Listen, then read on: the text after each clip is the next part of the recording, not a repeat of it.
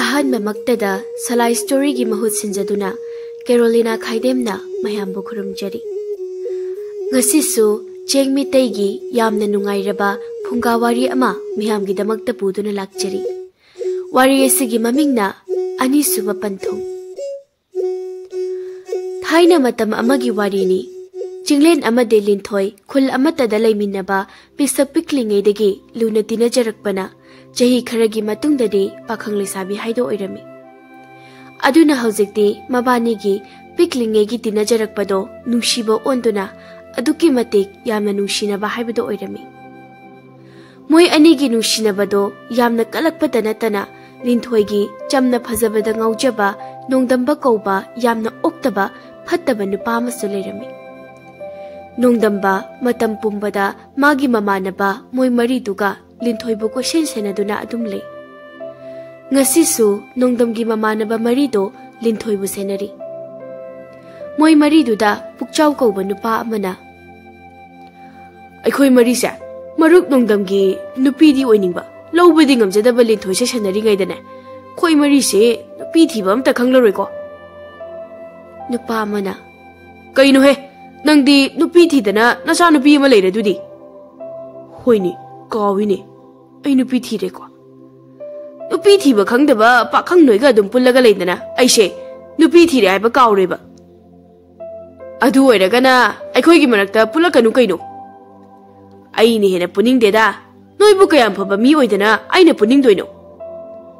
ꯃꯣꯏ ꯑꯍꯨꯝꯗꯨꯅ "ꯍꯦꯔꯥ, ꯅꯪꯒꯤ ꯋꯥꯗꯗꯤ ꯄꯣꯝꯅꯔꯛꯀꯅꯤꯗ." ꯑꯃꯅ ꯑꯃꯨꯛ "ꯅꯪꯗꯤ ꯀꯌꯥꯝ ꯐꯕ ꯃꯤꯅꯣꯅꯦ ꯄꯨꯛꯆꯥꯎ? ꯑꯩꯗꯤ ꯍꯥꯟꯅ ꯌꯥꯝ ꯐꯔꯛꯈ꯭ꯔꯦꯅ, ꯅꯣꯏꯒ ꯍꯦꯛ ꯇꯤꯟꯅꯔꯨꯕꯗꯒꯤ ꯐꯠꯈꯤꯗꯕꯒꯤ ꯋꯥꯅꯤ." ꯑꯍꯨꯝꯗꯨꯅ "ꯑꯗꯨꯗꯤ ꯍꯧꯖꯤꯛꯁꯨ ꯃꯇꯝ ꯂꯩꯔꯤ, ꯆꯠꯈ꯭ꯔꯣ, ꯄꯨꯜꯂꯛꯑꯅꯨ ꯀꯩꯅꯣ?" "ꯌꯥꯗꯕꯩꯅꯤꯅꯦ, ꯑꯩ ꯍꯦꯛ ꯌꯥꯎꯗꯕꯗ ꯅꯣꯡꯗꯝꯗꯣ ꯑꯩ ꯍꯧꯕ ꯍꯦꯛꯇ ꯂꯥꯛꯏꯅꯦ꯫ ꯑꯩꯁꯨ ꯇꯟꯅ ꯅꯣꯡꯗꯝꯒꯤ ꯈꯜꯂꯒ ꯅꯣꯏꯒ ꯄꯨꯟꯕꯩ ꯋꯥꯅꯤ꯫ ꯑꯗꯣ ꯅꯣꯏꯒ ꯇꯤꯟꯅꯕꯒꯤ ꯀꯥꯟꯅꯕ ꯑꯃꯗꯤ ꯂꯩꯍꯦ." "ꯑꯗꯨꯗꯤ ꯀꯔꯤ?" "ꯌꯦꯟ ꯉꯥꯅꯨꯗꯤ ꯅꯣꯏꯅ ꯍꯨꯔꯥꯜꯂꯛꯂꯒ ꯐꯖꯅ ꯆꯥꯕ ꯐꯪꯉꯤ, ꯁꯤꯃꯗꯤ ꯀꯥꯟꯅꯩ." ꯑꯍꯨꯝꯗꯨꯅ "ꯄꯨꯛꯆꯥꯎ, ꯅꯪ ꯋꯥ ꯉꯥꯡꯕꯗꯅꯦ." ꯄꯨꯛꯆꯥꯎꯅ "ꯑꯥꯏ, ꯂꯤꯟꯊꯣꯏꯁꯤ ꯉꯁꯤꯗꯤ ꯃꯗꯣꯝꯆꯥꯒ ꯑꯣꯏꯅ ꯊꯣꯛꯂꯛꯏꯅꯦ, ꯀꯔꯥꯏ ꯆꯠꯇꯣꯏꯖꯥꯠꯅꯣ? ꯑꯗꯨꯒ ꯑꯩꯈꯣꯏ ꯅꯣꯡꯗꯝꯗꯨꯅ ꯍꯧꯖꯤꯛ ꯐꯥꯎꯕ ꯀꯥꯏꯗ ꯂꯩꯔꯤꯖꯥꯠꯅꯣꯕ?" ꯑꯍꯨꯝꯗꯨꯅ "ꯁꯦꯟꯅꯁꯤꯍꯦ, ꯍꯣꯔꯦꯟ ꯁꯦꯟꯅꯔꯝꯗ꯭ꯔꯗꯤꯅꯦ ꯅꯣꯡꯗꯝ ꯂꯥꯛꯑꯒꯅꯦ ꯑꯩꯈꯣꯏꯗ ꯑꯃꯨꯛ ꯁꯦꯟꯅꯔꯝꯗꯦꯅ ꯉꯥꯡꯂꯛꯀꯅꯤ."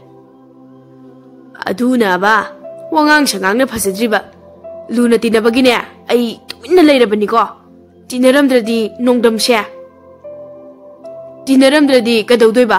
ꯐꯨꯒꯦ ꯍꯥꯏꯔꯣ ꯅꯣꯡꯗꯝꯁꯦ?" "ꯆꯠꯂꯣꯗ, ꯑꯩꯒꯤ ꯐꯤꯕꯝꯁꯤꯅ ꯅꯣꯡꯗꯝꯕꯨ ꯀꯃꯥꯏꯅ ꯐꯨꯗꯣꯏꯅꯣ? ꯃꯥꯗ ꯑꯗꯨꯝ ꯐꯨꯈ꯭ꯔꯗ ꯄꯣꯠꯅꯤ꯫ ꯑꯗꯨꯅ ꯇꯤꯟꯅꯔꯝꯗ꯭ꯔꯗꯤ ꯃꯥꯒ ꯑꯩꯒ ꯀꯧꯅꯔꯝꯃꯔꯣꯏ, ꯑꯗꯨꯅ ꯃꯥꯅ ꯑꯩꯉꯣꯟꯗ ꯊꯤꯅ ꯆꯩꯔꯔꯣꯏꯅ ꯍꯥꯏꯒꯦ ꯇꯧꯕꯅꯤꯗ." ꯑꯍꯨꯝꯗꯨꯅ "ꯌꯥꯔꯦ, ꯇꯥꯅꯤꯡꯗ꯭ꯔꯦ, ꯂꯥꯛꯑꯣ ꯂꯤꯟꯊꯣꯏꯁꯦ ꯁꯦꯟꯅꯁꯦ, ꯅꯠꯇ꯭ꯔꯗꯤ ꯆꯤꯡꯂꯦꯟ ꯑꯃꯨꯛ ꯄꯨꯔꯒ ꯆꯠꯈꯤꯅꯤ." ꯃꯤꯒꯤ ꯄꯤꯁꯛ ꯄꯤꯛꯂꯤꯉꯩꯗꯒꯤ ꯇꯤꯟꯅꯖꯔꯛꯂꯕ ꯆꯤꯡꯂꯦꯟꯒ ꯂꯤꯟꯊꯣꯏꯒꯁꯦ ꯑꯩꯈꯣꯏꯒꯤ ꯅꯣꯡꯗꯝꯁꯤꯅ ꯑꯁꯨꯛ ꯌꯥꯝꯅ ꯊꯨꯒꯥꯏꯕ ꯄꯥꯝꯂꯤꯁꯤꯅ ꯀꯩꯒꯤꯅꯣꯕ? ꯑꯇꯩ ꯅꯨꯄꯤꯒ ꯑꯝꯇ ꯂꯩꯇ꯭ꯔꯖꯥꯠꯂꯣ?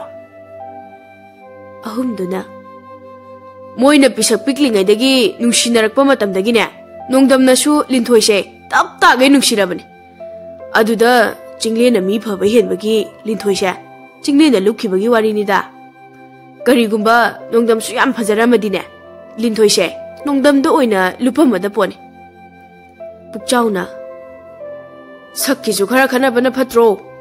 ꯆꯤꯡꯂꯦꯟꯅ ꯆꯨꯡ ꯐꯤꯔꯥꯟ ꯆꯥꯗꯅ ꯐꯖꯔꯤꯕ, ꯑꯗꯨꯒ ꯅꯣꯡꯗꯝꯅ ꯎꯔꯤꯡ ꯃꯦꯠꯂꯝꯂꯒ ꯊꯣꯛꯄ ꯉꯝꯗꯗꯅ ꯈꯥꯝꯇꯦꯛꯂꯒ ꯂꯩꯍꯧꯕ ꯁꯛꯇꯥꯗꯣ ꯃꯥꯜꯂꯒꯕꯨ ꯂꯤꯟꯊꯣꯏꯅ ꯀꯃꯥꯏꯅ ꯄꯥꯝꯂꯛꯇꯣꯏꯕ? ꯅꯣꯡꯗꯝ ꯇꯥꯔꯗꯤꯅꯦ ꯄꯨꯛꯆꯥꯎ ꯅꯪ ꯄꯨꯛꯄꯤꯛ ꯑꯣꯟꯅꯤꯀꯣ." "ꯐꯔꯦꯅꯦ, ꯑꯗꯨꯅ ꯑꯩ ꯄꯨꯛ ꯆꯥꯎꯕꯒ ꯄꯥꯝꯗꯗꯅ ꯂꯩꯔꯤꯕꯅꯤ." "ꯅꯕꯨꯛꯇꯣ ꯅꯣꯡꯗꯝꯒꯤ ꯊꯥꯡ ꯑꯀꯣꯠꯄꯤꯗꯨꯅ ꯅꯕꯨꯛ ꯑꯆꯧꯕꯗꯣ ꯀꯣꯊꯣꯛꯆꯁꯅꯤ, ꯑꯗꯨꯗꯤ ꯅꯕꯨꯛꯇꯣ ꯄꯤꯛꯇ꯭ꯔꯨ ꯄꯤꯛꯂꯅꯤ, ꯑꯗꯨ ꯑꯣꯏꯔꯗꯤ ꯌꯥꯔꯗ꯭ꯔꯣ ꯅꯪ?" "ꯑꯁ ꯌꯥꯔꯦ, ꯇꯥꯅꯤꯡꯗ꯭ꯔꯦ, ꯅꯣꯏ ꯑꯍꯨꯝꯅ ꯋꯥꯊꯤ ꯇꯧꯔꯤꯉꯩꯗ ꯂꯤꯟꯊꯣꯏꯗꯤ ꯆꯤꯡꯂꯦꯟꯒ ꯑꯣꯏꯅ ꯆꯠꯈ꯭ꯔꯦꯗꯣ꯫ ꯃꯁꯤ ꯄꯨꯝꯕ ꯃꯗꯣꯝꯆꯥ ꯅꯥꯇꯣꯟꯖꯥꯎꯁꯤꯅ ꯁꯤꯜꯂꯤꯕ ꯉꯥꯛꯇꯅꯦꯕꯁꯦ." ꯑꯃꯅ "ꯅꯣꯡꯗꯝ ꯎꯔꯗꯤ ꯑꯩꯈꯣꯏꯗ ꯑꯃꯨꯛ ꯏꯁꯧ ꯂꯥꯡꯂꯛꯑꯅꯤꯗꯣ, Moi ani mung chen kini ko. Moi marina Chinglen ga Linthoi ga do question senarami. Somdana nongdam di yu tapta ga thakchillaga yu yon phamda leiri. Aduga Chinglen ga Linthoi ga di ahal laman mangol kana duna luhongna bagi wari sanari. Pukchauna Koigino nongdam sina hoji phawba halaktrisina. Magi haunabi ine mani gida yu tapta ga thakchillaga chatpa ngamda kai ngaurga leibdo. Leira jala. Leiramani ne mashi oiroida. Migi nupina matu dauna pamliba. Aduga mana ngaudana leiradana. Asina ne Linthoina khupak anirak thabirakibdo. Ahumduna anirak tadate ahumlak shure khupakna tharakpado. Thabu thamande nungsi pami sungai haidana mi khudang pairuradi. Ado handaktine akhoi marina nongdamse khara insilaga chawhallagane Linthoise pharga lohunsigo. Laudadi kaino Linthoidi nongdamgini. Aduna Chinglen na Linthoise magi oibadi sungai yar. Chinglen se tanja phangbada laman khumge na ngai dai si kuirabane khoina. Noi humse piklingai dagi hauna Chinglen na dum puraga lai ko. Chawraba phawba adum phubirei ko. Aduga hojisu adum phurakiri. Isai mayekbu mali. Ahumduna Pukchaw nang ngai ko he. Haujipu phunaraga leiba yaba matam sunatana. Lao nongdam hana bukta thirusi. Lao sasa lao me. Chinglena Adeshe Pukchaw hui natro. Moigi singa sisu nang lumliba jalo. Yare he moidaga mu yengrano. Ibani thungnaramdai sida moiga mana leiba yaba matam nate. Aduna aisa nangina nakta lengdana thamnaba khara thuna luhongnaba tawseba pamuba nungsiba. Hoine pamube aini hena pamlibani ne. Aigi thawai oiribi aigi thawai nungsibi. Adu oiragana ngasi hekta sela siroi bane. Ahal laman ngairaga leiradi yararoiba. Is mane hekta hinjil ebase. Asimbagi ne na hairisi Linthoi. Ngasi hayengana ibani na ngairi ngaitane. Nongdamna tanja yenglaga thawai oibinakse pharaga mu pukhradi aidi asibaga chamanare he. Aise mina phakhraga nang aikan bala aroidra haise. Karigi la oidoino thawai ga hakchanga bo lapna ba yabrone. Ado chela seba ngasi hujingmak. Asimbagi nang na harise. Asimbagi neba lao hogolome chela seba. Asing mama kisu Chinglen ga Linthoi ga do chen khirami. Somdana nongdamdo yu phajana ngauraga leibana karimata khangdre. Nongan bagadi pau se tanarakpadagi Pukchaw do nongdam gi manakta chelei. O marup nongdam. Abo nongdam lekhibra. Rino abuksina ai he ubaga tum sauraga pairaga lehe. Kari wakhal bu khalibino su khangde. Noise khara thuna sikhroni bungo Pukchaw. Noigina sakse uningdari ni iboktia. Samuk hauri ni. Abo akhoi gi sakse uningdradi abo ina sikrodana. Nongdam gi manaw ni pana.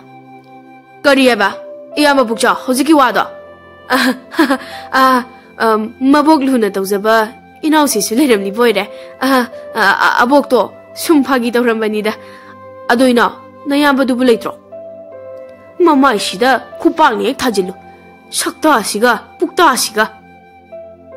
Phagi oigero oiroira.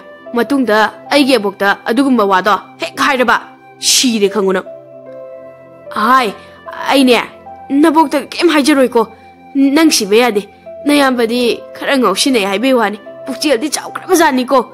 Aduna nang sibe yade ko inaw. Aine sine haidi aine tiye. Iyamba Pukchaw ni ne. Ha aine ba. Adudi narol do chumna hayu yadro. Abo nasu nupa se marol sudri ne khara tambiu ne. Sakta si tok nusikhiroi dawrida. Nang aikhoi da kadawba la ino chatkro hayeng khai sulakano. Nama napa natu na chawa hanba phattaba noidi hinglanu ne malem sida. Noigumba isa isu ma leiboi budi hui ama loibana phaine. Hui di mapuningi yuming khol bu senari ne. Noidi thakpa chaba huranba mi usitaba nupi engangda katu karan tauba sinatro noina taurise abok na harido han bagi hui haido inawi mawsi oidune maram yamna mokpado aduga aroi bagi yamna phatta bagi matangduna nasunu panongdamase si oidoine kari ba nang oi ba kin khusauji nongdamna inaw kari nangna tawida thajilawrona taso mana hauji ngangni do tahodrona ish kita da khietli hoi tumileo pukcha kyam kuire lakwa kitang kuire pawa ma tarabra na chelakpane aduga aboke inawgana aise karigi chela inuna phuge thobei wan yare thoksilao ngarangi swar phawba koktri amuk thoklabro namana padi nangi haktakta mirak tinba ngamdre ne he taning debo aduga ne bo nang aina halakpada shiramu natradi aina hatkani khangu yambo shu shidi masi hai tawhide madu tawgano phattaba madi adum phatta sana isudi moilongna tawba yade ko lao nayambadine mina warakpa ngamdrabanina laina warak jasani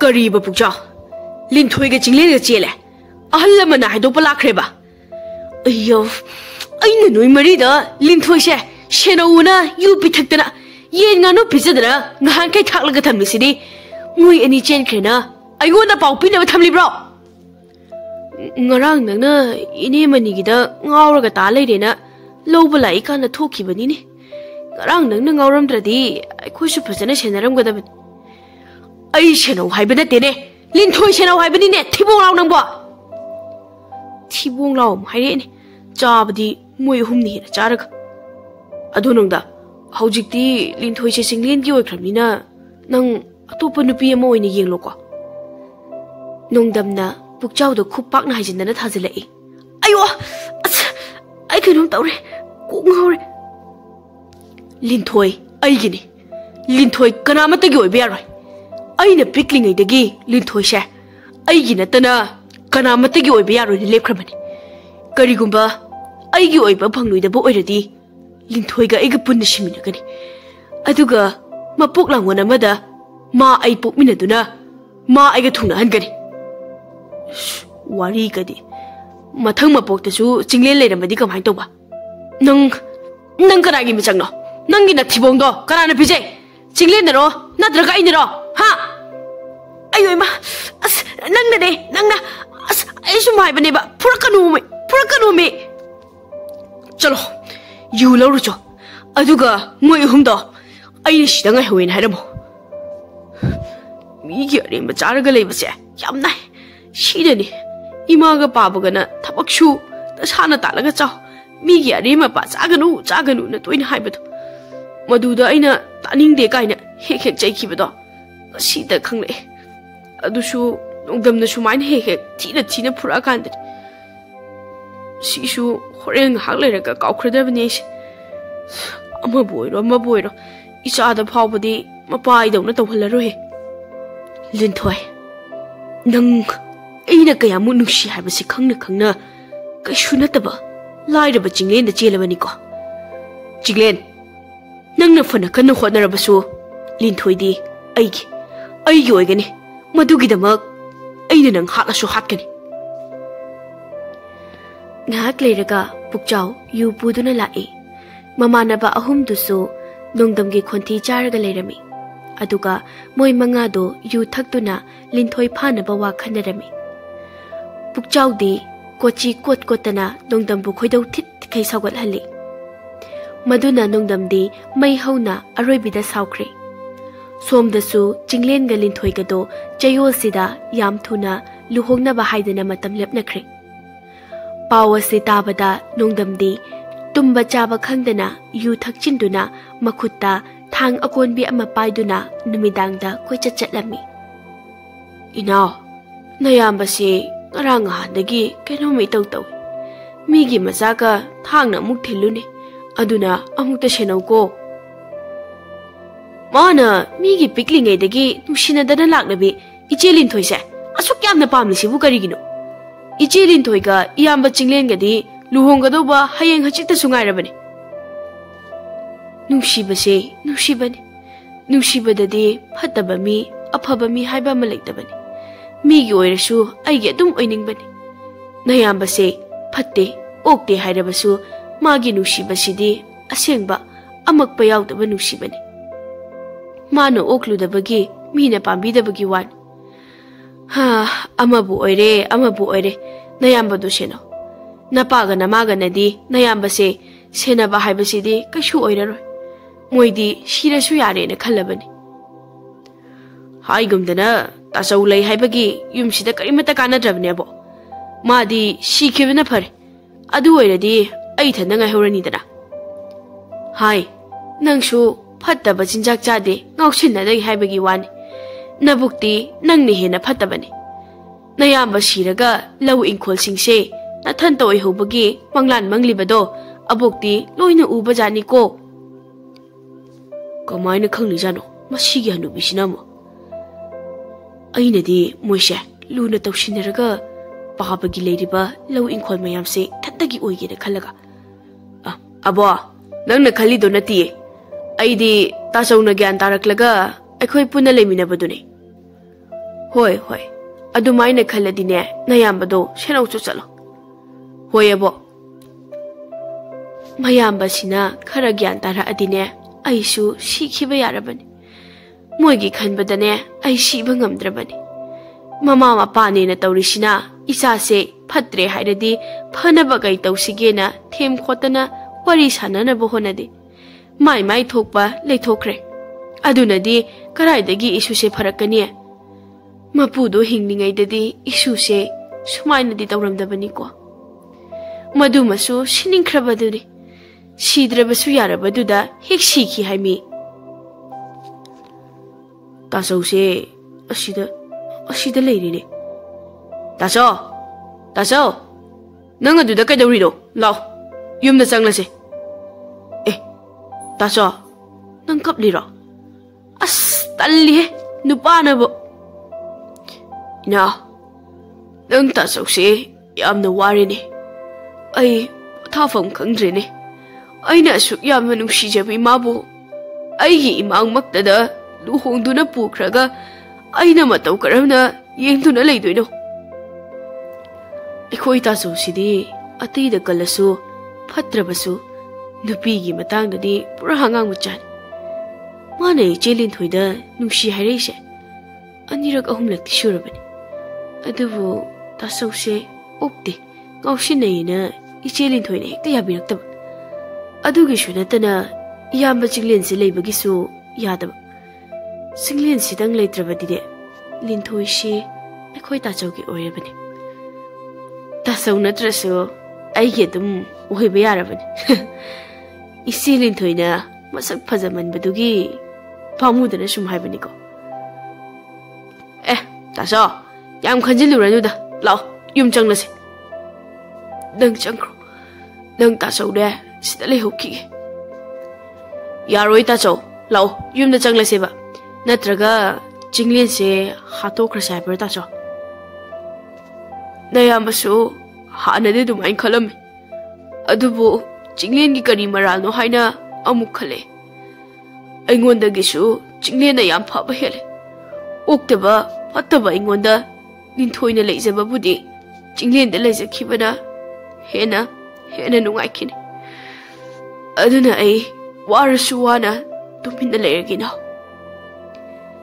as tasau se nupa man be wani nupa yam thokti tasau aina pamba aina nushibadudi aina oigadabani maduda mana phani mana phatloina khanbagi mathau tadida tasau nupa thouda chinglen bu aikoi ge chilinaro sagai punbro aduna hatokrasine adu oiradi linthoise tasau gi khutta dum tar karino nang nang sieng on ngang liba singse nang nungsiba karino haiba khangbra nungsiba haiba se malem masida khwaidagi phasaba थमोइगी असेंबा थवाइदुबुदि नुंसिबदगी हेना फजबा अतै अतोप्पा मालेमसिदा अनिसुना अमत्ता लेते अइगी ख्वाइदगी फजबा ख्वाइदगी नुंसिजबा थवाइ ओइबिदि अइगी लिंथोइने अदुबुनि इनाव नयाम्बा अइगी ओइनिंगबा कलकपदुरा अदुक नुंसिख्रबि माबो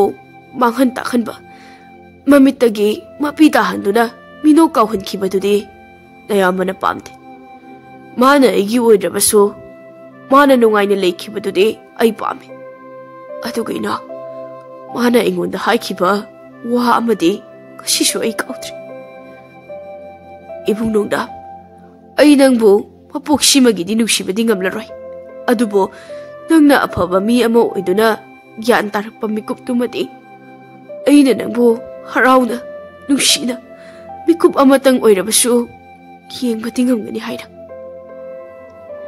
अदुदि ताचौना हाइरिसे ngasiदगी फत्तबा चिंजाक चाररoi ngauसिनरoi हाबनिने मानिना अइ ज्ञान तारके इमा पाबाबो अइना याम वाहनख्रे अदुना अइ हौजि ज्ञान तारके ताचौना ज्ञान ताख्रबदि युमगी मीना अइंगोंदगी हेना ताचौना नुसिख्रनिको अदुगा लैरिबा लनथुम मयामसे अइ थंदगी ओइबा फंगलरको इनाव नंग ताचौना मी अफबा अमो ओइरकपसे नंग हराउदब्रोने हरावे ताचौ अइ याम हरावे ताचौ लाओ युम चंगनसे मतमसे याम थेंगलेबा होय चंगनसे लाओ ताचौदी थांग याम पाइरमिने अश मीगा मुहालुनिको ज्ञान तानी ना अइंगोंदा हाइजिनरगा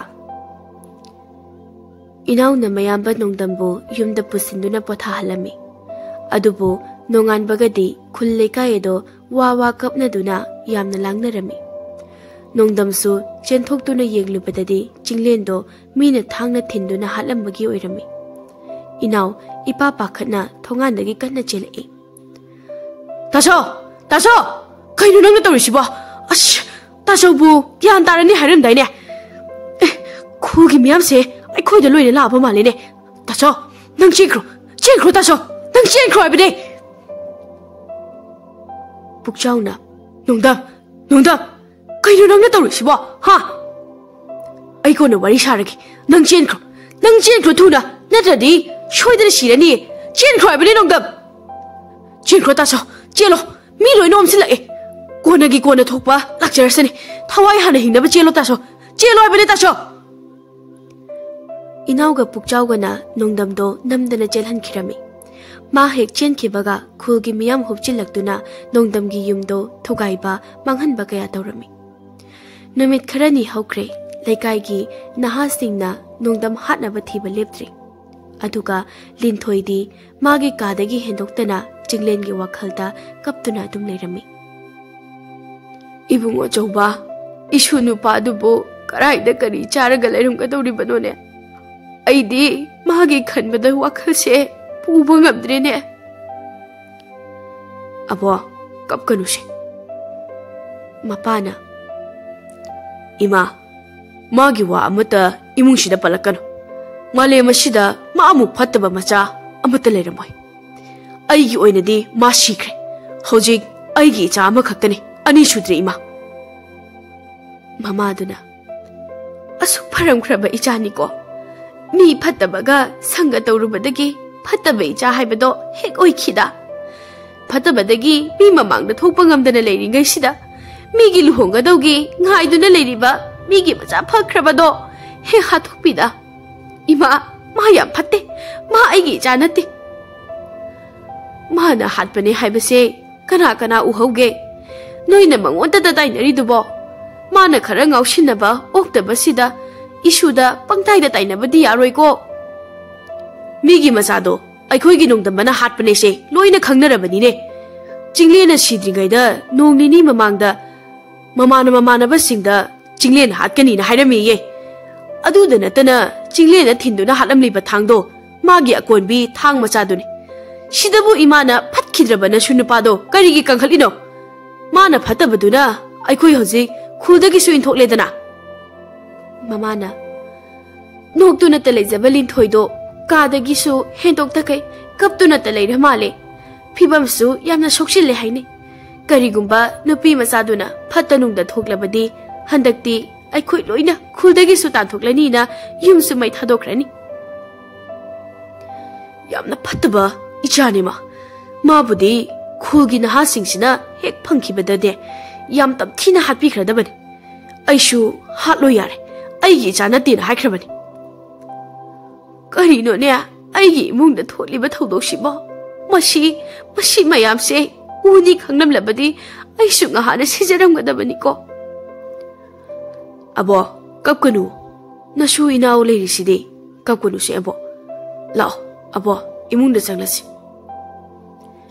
मबोक्तो कपना इमुंगदा चंखि अदुबु मबोक्ति हौजिकसु नोंदम्बना हातलमगनी हाइबसि थाजद्रि मरमदि नुमित अदो नोंदम्बदी यु यामना ngauduna मखोंग फाउबा फजना थांबा ngamखिदे असुमाइना नुमित खरनी हौख्रे नोंदम्बा मची द लोटुना अफंग मचादुना लेरी कोइरो दोलगा खुशिन चेंदुना लेरी बसे अइना चिंगलेन बु हातखिब्रने हाते अइ चिंगलेन बु सुंगार हातखिदे अदुदी अइना करिगी खुशिन चेंदुना लोटलिबा अइ युमदा हनगने अदुगा लिंथोइदा अइ सेंगना हाइगने मी अतैना इबु लाना उरबसु लिंथोइनदी अइबु लाना खक उहल्लोइ थाजखिद्रेदा इशु नोंदम्बना चिंगलेन हातपसे अदुगा करिगिनो इशु इनाउना मियेंग नायिंग चुमचुमदना हराउबा सुमान वासिनबा सुमानदुना लेरिबा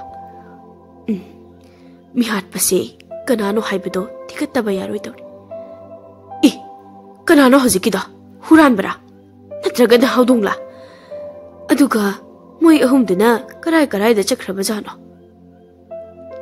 नोंदम्ना अबो ओय मसीरे हे अबो अइने नसु नोंदम्बने हे नंगला अबो इशुनुपा थोंदो लोसिलो तुमिना लेयो अबो इमा बाबदे इनाउना कायदा लेगे अबो कनामता लेतिये अबो वाहगे सोडो हानने सांगना मुक्ता होलो इपा पाखतनुने नंगबु चाक लाम्ब्रो अबोक चाक थिरके सिदने तुमिना लेयो थोरकनुको अबो गाइखु अबो अइ मी हातपनती अइने चिंगलेन हातपनती अदुगा मतौ करमना चिंगलेन बो अइगी थांगदुना थेलमलिबनो अइ करिबता खंगदि अबो अइ यामना फते अइ यामना गाउसिदे अदुबु अइ मी हातपनती अबो नंगदे नसु अइखोगी mytho येंबतदा अचुमरा लोइना खंगबदाइने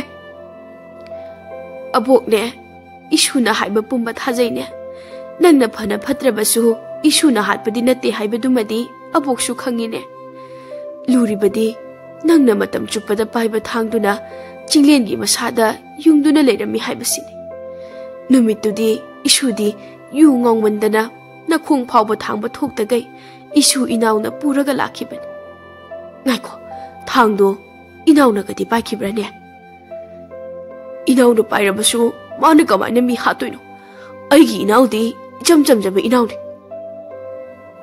mabok ka masu nongdam gado wari mayam ama sanarami aduga mabok na themduna nongdambu yumjaw adugi sagai mathakta tuminna lepham semduna lotuna thanami चाबा थकपसु मबोकना मोय अतै खंगहनदना तुमिन पिजरमी नोंग निनी लेरगा नोंगदमदो नुमिदांगदा तुमिना थोरक्तुना ममानबा मरीदो फारगा फुदुना कनाना चिंगलेन हातपनो हाइना फुदुना हंगलमी अदुबु नोंगदमना ममानबा मरी फारगा हातौरेना या लांगनरकपदगी नोंगदम अमुक चेनखिरमी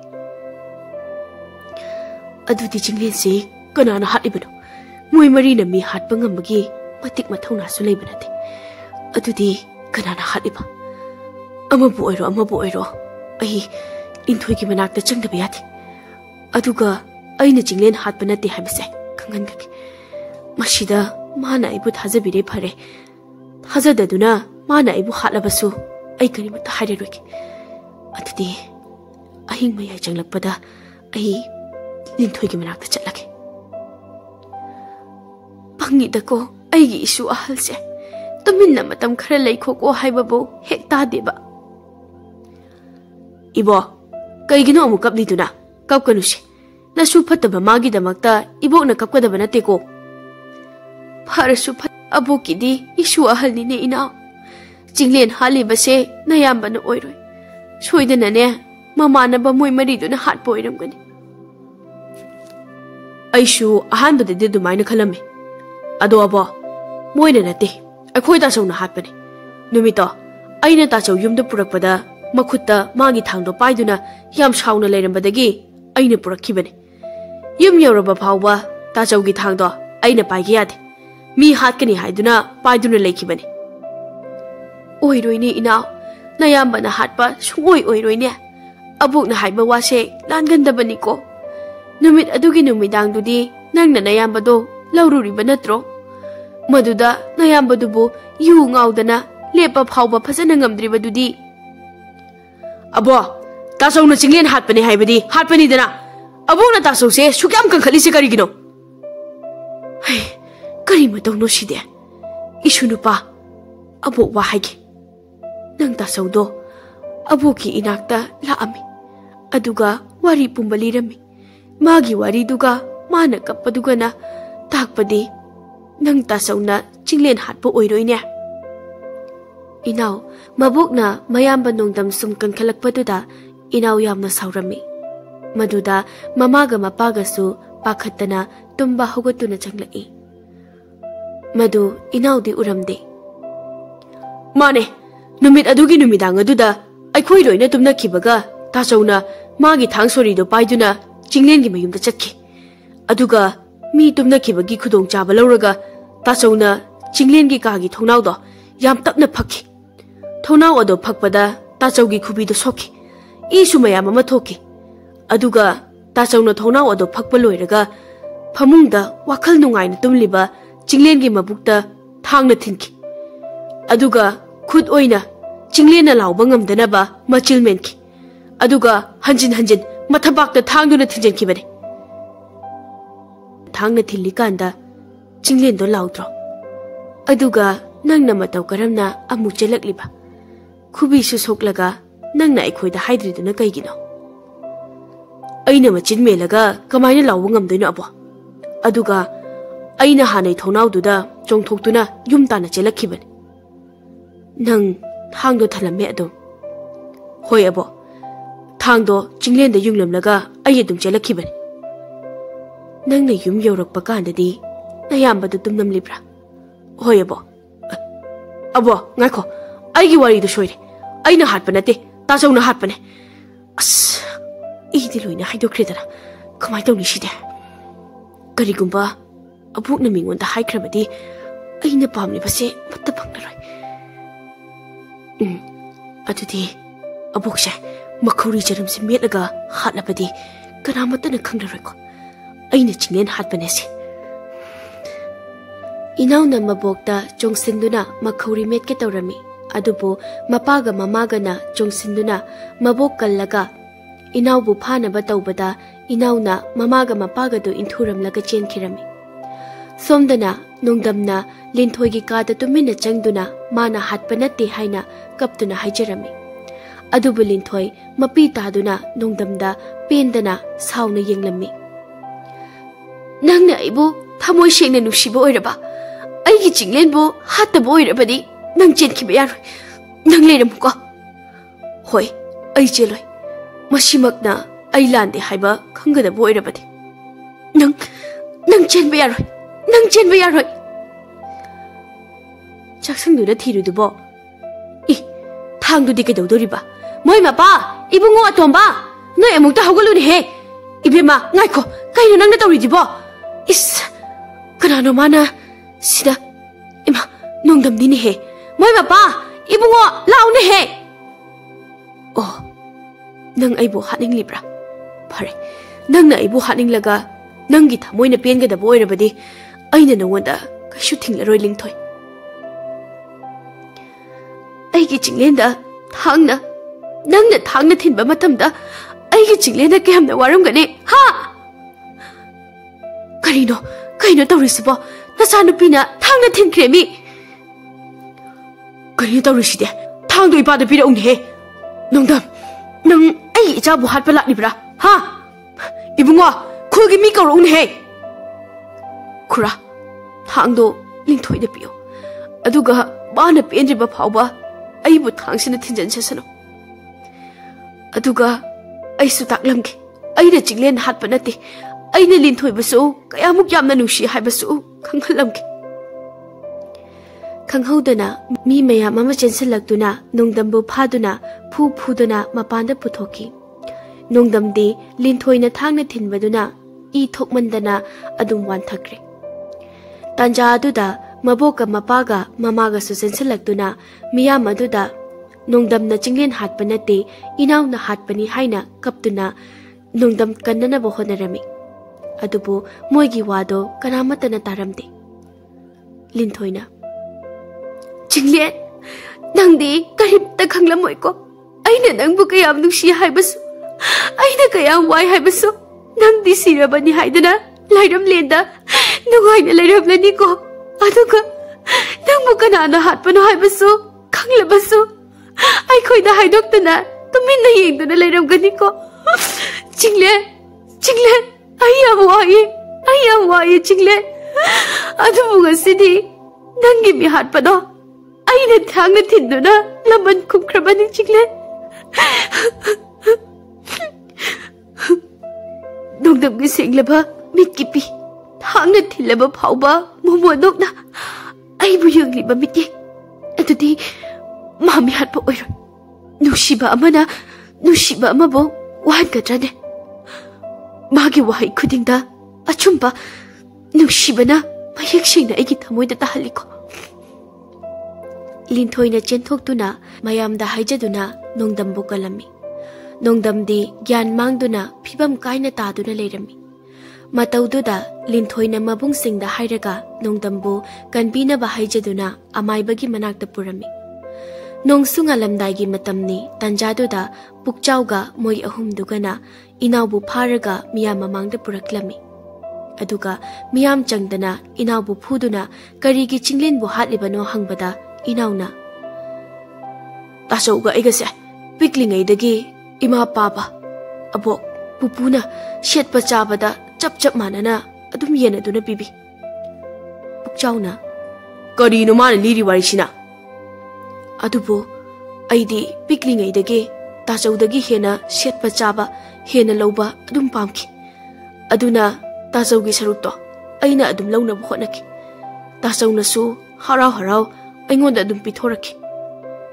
तासौगी मबुक फबदुदा पुपु अबो पाबा इमा होइना तासौना अइंगोंदगी हेना लुना तौबिकी मदुदा अइना तासौबु नुसिदबा हाइबदो ओहेनकी पुकचाउना करीनो मान लिरि वारिसिबो हाय नंगी वारिदुदी पोकमिन्नदबा ममा अनि सुबगी मसाना लिगदबा वारिनिने तासौगा अइगना तमददे तासौसे ओसिनरकी मदुना इमा पाबा पुपु अबो खोइना तासौबु साउदुना फुबा चैबा अइंगोंदना हेना लुना अमुक तौबा अदुदा अइना यामना हराउकी चही खरगी मतुंग तासौ यामना ओक्तबा फत्तबा हाइबदो ओइबा हौरकी इमा पाबा होइना माबु सुंया याखिद्रे अइबुना लुना तौदुना हराउरिङै दुदा नोंमदि चिंगलेनगा लिंथोइगा चेनबगी पाउ ताबदा तासौसे थमोइ काइदुना युदा लुक्तुना शिबा नत्रगा चिंगलेनबु हातुना मासु मियामगे खुता सिख्रबदी लैरिबा लंथुम मयाम सिसु अइगी ओइररे इमा इपा इबोकी नुसिबसु अइनो एहौरनी खल्लुरगा असिगी हनुबी फत्तबी सिना अइरे चिंगलेन हातपनेसे फाकी अबो नंग याम फत्ते नंगने नंग अइबु नुसिबा साबरे नुसिबदी तासौना पंगिदको अबोकी इशु तोंबा नंगसे करंबा ममा मपाना मबोक मपुना मसा मसु सिंगदा मिचंग मिखाई नाइदुना नुसिबा अमता याउदबनिनि हे ओ पंख्रेदको नंगसे इनाउगी वारी लोइबगा खुलगी नहासिंगना इनाउबु थीना वारक्लबा मतुंग कोनुंगदा पुदुना कैसुम संगदा मरालगी मतुंग इन्ना मपुनसे जुप्पा थमखिरमी असुमना था खरगी मतुंगददी नोंदमसु लाइबक फबदगी हिंदुना यामना फबा ज्ञान ताबा मी अमा ओइदुना युमदा ममा मपागी मतिंग पांगदुना लेरमी। चही खरगी मतुंगददी लिंथोइना नोंदमना माबु कयामुक यामना नुंसी हाइगे हाइबदुसु खंगलकलमी। मदुगी खुदोंग चाबा लौरगा नोंदमगी मबोकना लिंथोइगी अहल लमनदा हाइजदुना नोंदमगा लिंथोइगा लुहोंगनबा हाइजरमी। लिंथोइगी ममागा मपागसु मचानुपीगी तुंगी खल्लगा यारमी। लिंथोइसु ममा मपाना यारबदी यारे हाइना नोंदमगा लिंथोइगा लुहोंगलमी। अदुगा नोंदमना लिंथोइबु नुंसीजबा लूना तौबीबदो उबदा चही अमगी मतुंगददी लिंथोइना नोंदमबु नुंसीरक्तुना नुंगाइना लेमिन्नखिरमी।